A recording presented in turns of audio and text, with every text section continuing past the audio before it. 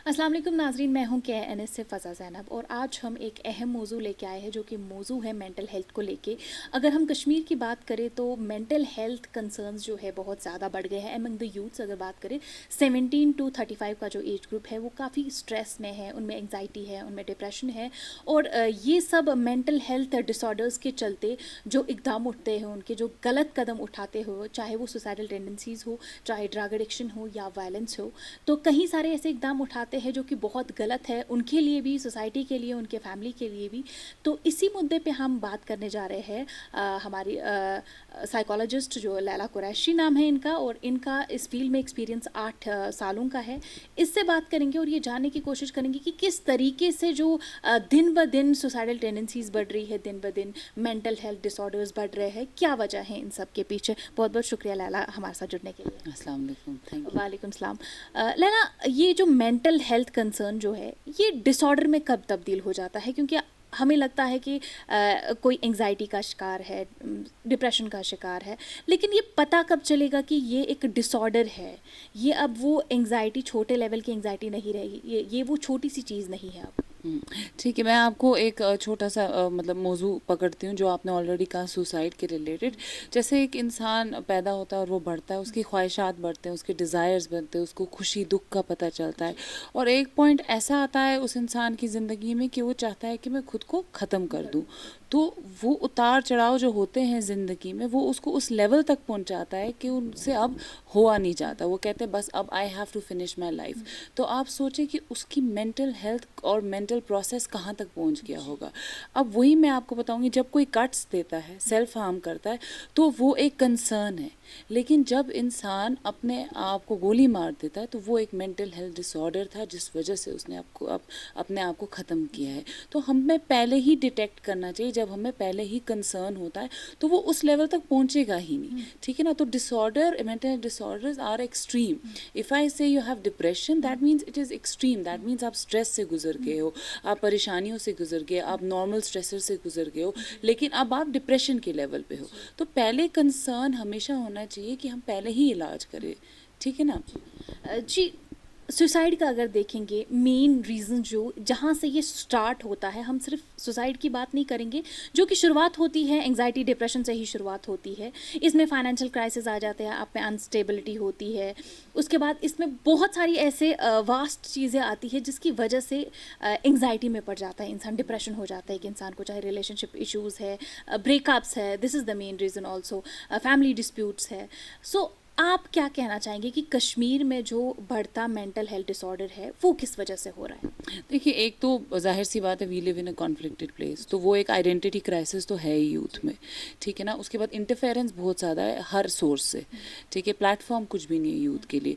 एक सोसाइटी ने एक कल्चर बनाया है एजुकेशन का कि आप 10th क्लियर करें, 12th क्लियर करें, ग्रेजुएशन, मास्टर्स, PhD, शादी, गवर्नमेंट जॉब, और उसी मुझे लगता है भाग दौड़ में इंसान की ज़िंदगी गुजर जाती है। उसके साथ साथ में इतनी एक्सपेक्टेशंस होती हैं एक दूसरे के ऊपर कि भाई ये मेरा ख्याल रखेंगे, ये मेरे फाइनेंशियल ख्याल रखेंगे, ये घर का ख्याल रखेंगे। तो उस एक्सपेक्टेशंस में भी इंसान पिस जाता है। तो ये सारी परेशानियां जो हैं, यहाँ मेन परेशानियां लॉकडाउन, ठीक है ना, एजुकेशन सिस्टम, ठीक है, क्रिटिसिज्म, यहाँ माशरे में क्रिटिसिज्म बहुत ज़्यादा है, हसद बहुत ज़्यादा है, एक दूसरे से बात ही नहीं करते, ईगो बहुत है, एटीट्यूड बहुत है, मतलब कश्मीरियों में यूनिटी नहीं है। तो नेचुरली ऐसे सोसाइटी में तो मेंटल हेल्थ पीक पे होगा। देन ड्रग्स, ठीक है ना, human trafficking, sexual abuse, physical abuse, emotional abuse, ये सारा कुछ कश्मीर में है। अब ये है कि हम एक दूसरे से इस रिलेटेड बात नहीं करते। आपको मैं बताना चाहूँगी, जो हार्ट अटैक्स हो रहे हैं, ऐसे बहुत सारे हार्ट अटैक हैं जिनने सुसाइड किया था, जो हार्ट अटैक नहीं थे, लेकिन उनको हार्ट अटैक बताया गया है। जस्ट क्योंकि हम माशरे को ये नहीं बोल सकते कि भाई ये इंसान अपनी ज़िंदगी से और माशरे से तंग आके इसने अपनी जान ले ली है। तो वो क्या है? That is mental health issues. Heart attacks भी अगर हो रहे हैं, that is pressure of your mind. It is all related, your mental health is all related to your physical health. अगर यहाँ पे बाहर होगा तभी तो पूरी बॉडी में दर्द होगा ना। अगर यहाँ पे रिलैक्स होंगे आप तो आपकी बॉडी भी सही होगी। तो वो चीज़ तो सब फिजिकल, यहाँ पे इतनी प्रॉब्लम्स है फिजिकल हेल्थ में, आप जाके हॉस्पिटल्स में देखिए, सिर्फ स्ट्रेस, IBS है, सोमैटिक डिसऑर्डर्स हैं, ठीक है ना, वो सारे क्या है? वो स्ट्रेस है। मैं सिंपल वर्ड्स में कहूँगी, मैदे में दर्द या हार्ट की जो पल्पिटेशन किसी की ज़्यादा हो जाती है, डिजीनेस या नौजिया वगैरह, ये सारा कुछ, ये सब मेंटल हेल्थ रिलेटेड इश्यूज़ है ऑफ योर फिजिकल हेल्थ। तो इनकी वजूहत तो सोसाइटी ही है ना।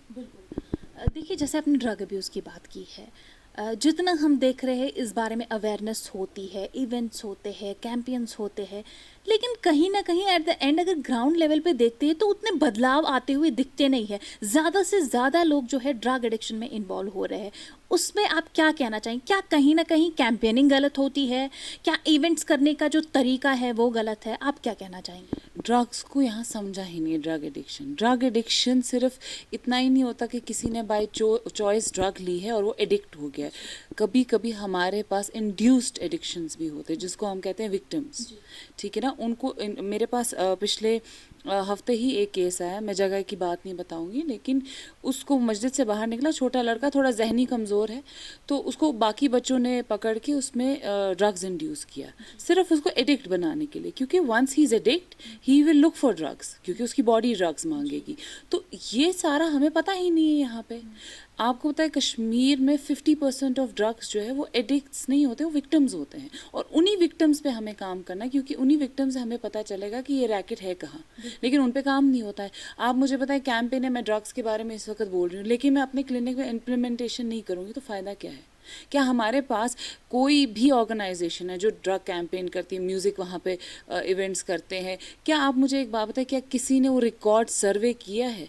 एक सिंपल सा क्वेश्चन एयर वो ले लें, ठीक है ना, जो आवाम आ रही है, जो वहाँ ऑडियंस आ रहे, उन सबको विदाउट देयर नेम एनोनिमसली उनसे भरवाएं एक क्वेश्चन कि क्या आपने ड्रग लिया है। वो एक सर्वे है हमारे पास कि कितने यूथ ने हमारे ड्रग्स लिए। 70-80% ड्रग्स बढ़ गया लॉकडाउन में। क्या हमारे पास कितने केसेस रजिस्टर्ड आए हैं, ड्रग ओवरडोज से कितने बच्चे का इंतकाल हुआ, क्या हमें वो सब कुछ पता है? तो इम्प्लीमेंटेशन कैसे होगी जब हमारे पास रिकॉर्ड्स ही सही नहीं है, जब हमारी अंडरस्टैंडिंग ही सही नहीं है? कोई ड्रग्स लेता है उसको हम हकारत की नज़र से देखते हैं, लेकिन हमें ये नहीं पता होता कि क्यों उसने ड्रग्स लिया है, बाय चॉइस लिया, इंड्यूस किया, उसको फोर्सफुली उसको दिया, क्या हालात रहे हैं उसके, हम कैसे उसको अप्रोच करें, वो चीज़ें है ही नहीं, इम्प्लीमेंटेशन तो है ही नहीं। तो क्या करेंगे कैंपेन्स? और जो कैंपेन्स करें, क्या उन्होंने अपने ऊपर सर्वे किया है? Even cigarette is a drug. तो अगर कोई कैंपेन कर रहा है और वही ऑर्गेनाइजर साइड पे जाके सिगरेट पीता है, तो how it's not justified, you understand? तो इम्प्लीमेंटेशन ज़ीरो है यहाँ पे कैंपेन्स की, इट इज़ ज़ीरो। ये रहा इम्प्लीमेंटेशन का सवाल। अब सवाल रहा, ये सब चीज़ें जो है मेंटल हेल्थ कंसर्न जो है वो घर से ही स्टार्ट होते हैं। तो जैसा आपने कहा, माशरा जो है वो जजमेंटल हो जाता है, क्रिटिसिज्म है, या हम मार्क्स को लेके, स्कोर्स को लेके बात करेंगे, ग्रेड्स को लेके बात करेंगे, तो पेरेंट्स भी कहीं ना कहीं है कि प्यार करते हैं, वो हद से ज़्यादा प्यार करते हैं, लेकिन थोड़ा बहुत उन्हें भी हर्ट होता है कि एक्सपेक्टेशंस के हिसाब से इसके मार्क्स नहीं आए, वहाँ वो जजमेंटल होने लगते हैं, क्रिटिसिज्म होने लगता है। आपको क्या लगता है कि पेरेंट्स किस तरीके से एक अच्छा रोल प्ले कर सकते हैं अभी के टाइम पे, जब ड्रग्स भी है, सुसाइड भी है, हर तरफ से जो है कश्मीरी यूथ जो है गलत गलत चीज़ों में इन्वॉल्व हो रहे हैं, अपनी जानों पे खेल रहे हैं? देखिए, मैं आपको इसमें ये कहना चाहूँगी, हमारे हज़रत उमर का एक कौल रहा है। उन्होंने कौल दिया था कि जब बच्चा 10 साल तक हो तो उसको एक बादशाह की तरह ट्रीट करना चाहिए। मतलब जो उसके माँ बाप हैं वो उसको एक बादशाह की तरह ट्रीट करे, जो वो कहता है वो माने, जो वो ज़िद करता है वो माने, रोए धोए, लेकिन उसको बहुत बेतहाशा प्यार दे जब तक वो 10 साल का हो। जब वो 10 साल से ऊपर जाए, 18 साल तक, तो उसका उस्ताद बने। उस्ताद का ये मतलब होता है उसको सिखाएं, उसको प्यार दें, डांटें, लेकिन एक उस्ताद बन के रहें। फिर उसके बाद जब 18 साल से ऊपर बच्चा होता है तो उसकी ज़िंदगी में उसके दोस्त बने। क्या पेरेंटिंग, ये तो मतलब हमारे इस्लाम से आया हुआ है कि कैसे उन्होंने अपने बच्चों को पाला है, परवरिश कैसे की।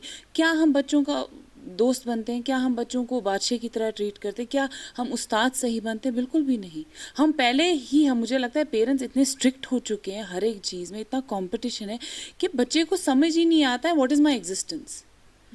हम बच्चे को, जो मैंने यहाँ पे देखा है कश्मीर में, बच्चे को प्रॉपर्टी मानते हैं। हमने इस बच्चे को पैदा किया, हमने इस बच्चे को पढ़ाया, हमने इस बच्चे को आला तालीम दी, हमने इस बच्चे को हर चीज़ दी, अब ये बड़े होके मुझे क्या वापस देगा? अब ये बड़े होके गवर्नमेंट जॉब लगेगा तो इसकी जो आगे मेहनत की कमाई होगी वो आधी घर को जाएगी। बहन की शादी करेंगे, अच्छा बहन क्या करेगी? भाई की शादी कर, मतलब it's all that way, what have, it's business. बच्चा अब एक बिजनेस है। कि भाई मैंने इन्वेस्ट किया है, what am I getting out of it. लेकिन ऐसा नहीं होता। That child is an individual, वो इस दुनिया में आया है, उसकी भी एक ज़िंदगी है। तो वो ज़िंदगी हम उस बच्चे से छीन लेते हैं। सिर्फ पेरेंट्स नहीं, टीचर्स भी, स्कूल्स भी। स्कूल में भी एक वो कहते हैं ना दौड़ भाग की ज़िंदगी है कि 10, 12, 11, 12 पढ़ाई, ABCD वगैरह, वो सब कुछ है। कोई ये नहीं देखता है कि क्या ये बच्चा ठीक है, क्या ये बच्चा हंस खेल रहा है अपनी एज के मुताबिक, या क्या ये बच्चा अलग बैठा हुआ है, क्या ऐसी बात है, क्या ये बच्चा सही खा पी रहा है, क्या इसका क्या अगर वो सही से देख नहीं पा रहा है, क्या इसका विजन टेस्ट हुआ है, क्या इसकी हेयरिंग टेस्ट हुआ है, क्या इसकी फिजिकल हेल्थ को पहुंचते हैं, क्या इसका मेंटल हेल्थ ठीक है।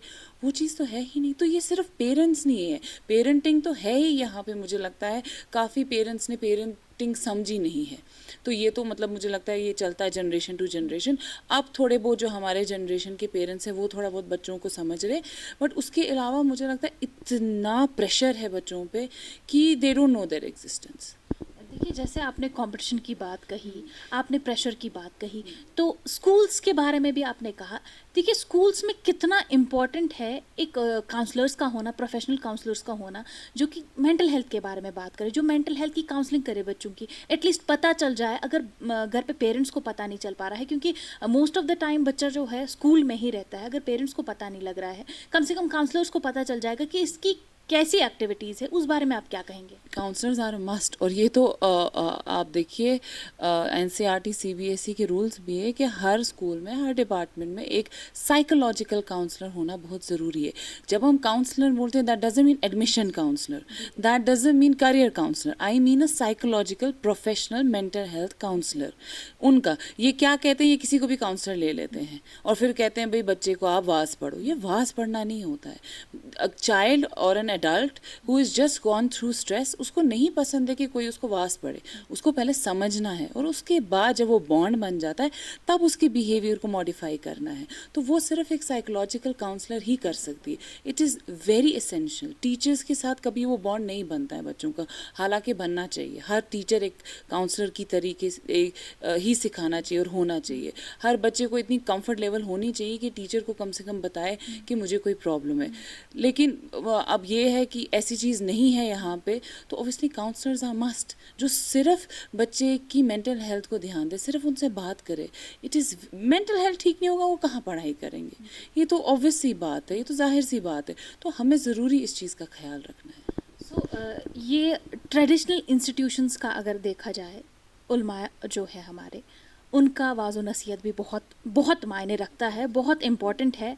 देखिए, कहीं ना कहीं अगर सोसाइटी क्रिटिसिज्म करने लगती है या जो ड्रग्स में इन्वॉल्व है उन्हें जज करने लगती है, उनके मेंटल हेल्थ को नहीं जानते, वो किस स्टेजेस के थ्रू गुजरा है उसके बारे में नहीं जानते हैं, तो कहीं ना कहीं उनकी भी एक जिम्मेदारी है कि वो भी अपना एक रोल प्ले करे। उस पर आप क्या कहेंगे? मैं आपको छोटा सा एक केस बताऊंगी, मेरे दिल के बड़े करीब है और मैं बड़ी इमोशनल हो जाती हूँ जब मैं उस बच्चे के मुतल्लिक सोचती हूँ।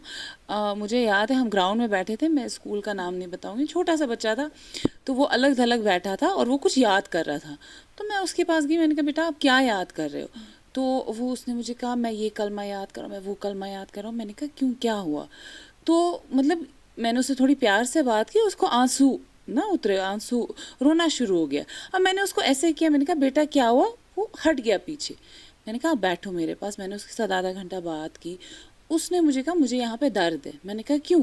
कहता मौलवी साहब ने मुझे चप्पल से मारा क्योंकि मुझे कलमा याद नहीं था। और उसके ऐसे आंसू उतर रहे थे और मुझे ये समझ नहीं आ रही थी कि मैं उसको क्या कहूँ। फिर मैंने कहा अपने पेरेंट्स को कहा, उन्होंने बोला हाँ, लेकिन पेरेंट्स ने कहा मौलवी साहब ने मारा है, मौलवी साहब को हक है। अब आप मुझे बताएं, उस बच्चे को ये समझ नहीं आ रहा मुझे याद क्यों करना है कलमा, उसको ये समझ नहीं आ रहा कि मौलवी साहब ने मुझे मारा क्यों है। उसको तो हमेशा ये डर रहेगा ना एक मौलवी साहब से। हम तो हर किसी दाढ़ी वाले को मौलवी साहब बोलते हैं, तो उसको लगेगा हर मौलवी साहब को हक है मुझे मारने का। दैट मीन्स कल को अगर वो मदरसे जाता है और कोई मौलवी साहब उसको मार पीटता है तो वो किसी को बताएगा ही नहीं, चाहे उसकी हड्डियाँ एक हो जाए, हड्डी पसली एक हो जाए, नहीं, वो बताएगा नहीं। तो क्या वो एक इशारा नहीं है हमारी तरफ? कुरान शरीफ तो इतना खूबसूरत है, इतनी खूबसूरती से सिखाना चाहिए, इतने प्यार से सिखाना चाहिए कि इंसान का दिल खुश हो जाए। अब आप मार धाड़ के, चूंटियाँ मार मार के, चप्पलों से मार मार के आप कुरान शरीफ सिखा रहे हो, तो ईमान कहाँ से वो लाएगा? वो तो पहले ही बोलेगा नहीं भाई मुझे पढ़ना ही नहीं है, मुझे मारते हैं। ईमान, एहसास, एहसास बहुत कमी है एहसास की इस सोसाइटी में। और जो आप ये कह रहे हैं जो ट्रेडिशनल इंस्टीट्यूट्स हैं उनका सबसे बड़ा रोल है, क्योंकि स्पिरिचुअल और ईमान जो होता है अगर वो इंसान में आ जाए इन द राइट वे तो फिर काफ़ी हद तक उसके मेंटल हेल्थ इश्यूज़ मतलब नहीं होते हैं। It's not like process change होता है, mental health process is something that you unstable और यूर स्टेबल, ये प्रोसेस होता रहता है, थॉट प्रोसेस चेंज होता रहता है।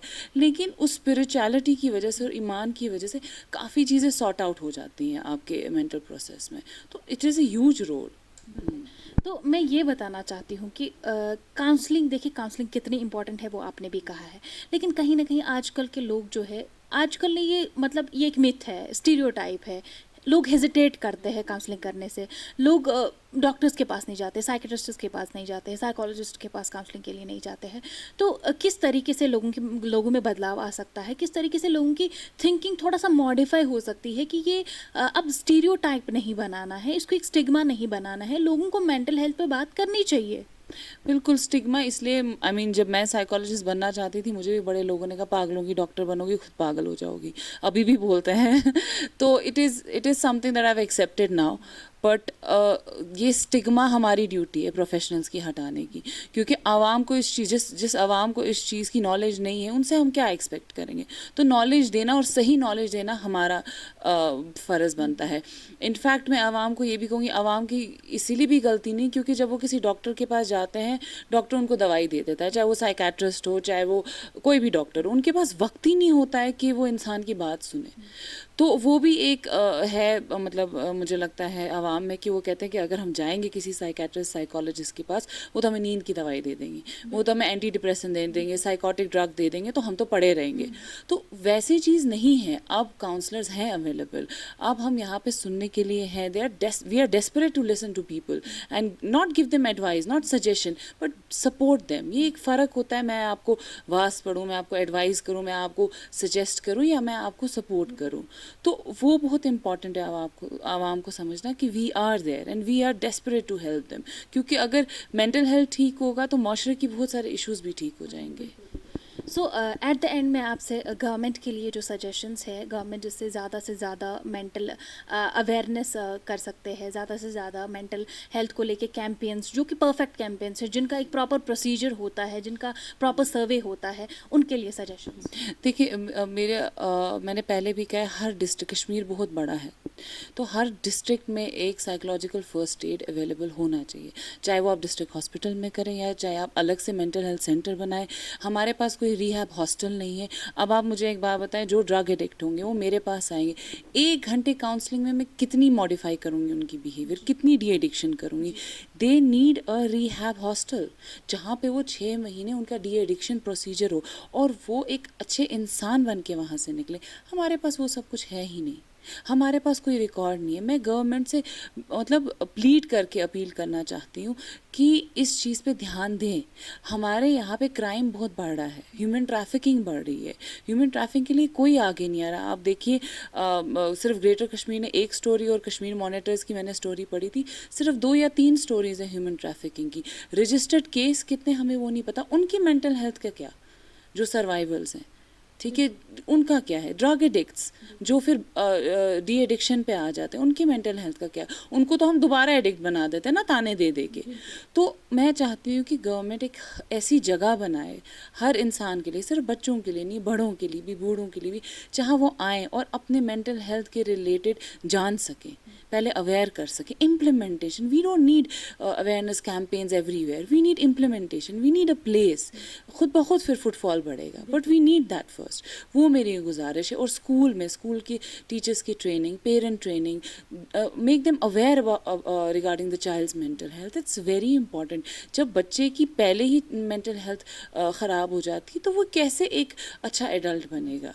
इट विल बी एक old saying, it is easy to modify a child rather than repair an adult. तो जब वो एडल्ट बन जाता है दैट मीन्स उसका डैमेज अब हमें रिपेयर करना पड़ेगा। It is very hard for us and it's very hard for them. तो मेरी यही अपील रहेगी कि इस चीज़ को बेतहाशा ध्यान दें। Thank you very much Laila, आपसे बात करके बहुत अच्छा लगा। जिस तरीके से इन्होंने कहा है कि इसमें कम्युनिटी का पार्टिसिपेट करना बहुत ज़्यादा ज़रूरी है। जिन चीज़ों को हमने स्टिग्मा समझ के रखा है, स्टीरियोटाइप समझा है, उन स्टिग्मा को छोड़ के हमें मेंटल हेल्थ को लेके बात करनी चाहिए। इसमें पेरेंट्स की भी जिम्मेदारी है, पेरेंट्स को अवेयर होने की ज़रूरत है, पेरेंट्स को एक्टिविटीज़ देखनी है बच्चे की। उसके बाद जो टीचर्स है, टीचर्स को भी एकदम फ्रेंडली जो है बच्चों के साथ बिहेव करना है। एटलीस्ट टीचर्स को जो है पता चलता है बच्चे की क्या एक्टिविटीज़ है, उसी हिसाब से जो है बच्चा आगे भी बढ़ता है। जिस तरीके से इन्होंने कहा कि बच्चे को जो है मॉडिफाई करना बहुत इजी होता है, लेकिन जब वो अडल्ट हो जाता है, उन स्टेजेस के थ्रू गया होता है, उन फेजेस से गुजरा होता है जो कि उसके लिए बहुत हार्ड होते हैं। तो एडल्टहुड में जब उसको ताने पड़ने लगते हैं तो उन्हें लगता है कि रास्ता सिर्फ सुसाइड ही है, ड्रग एडिक्शन है, वायलेंस है, यही सब उनको रास्ते दिखते हैं।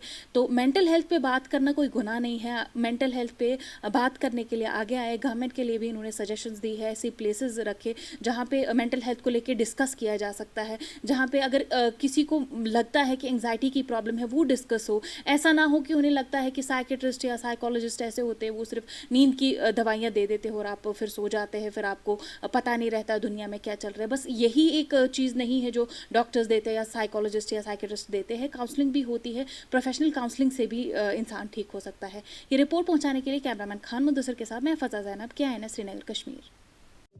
This video is sponsored by J&K Bank Limited.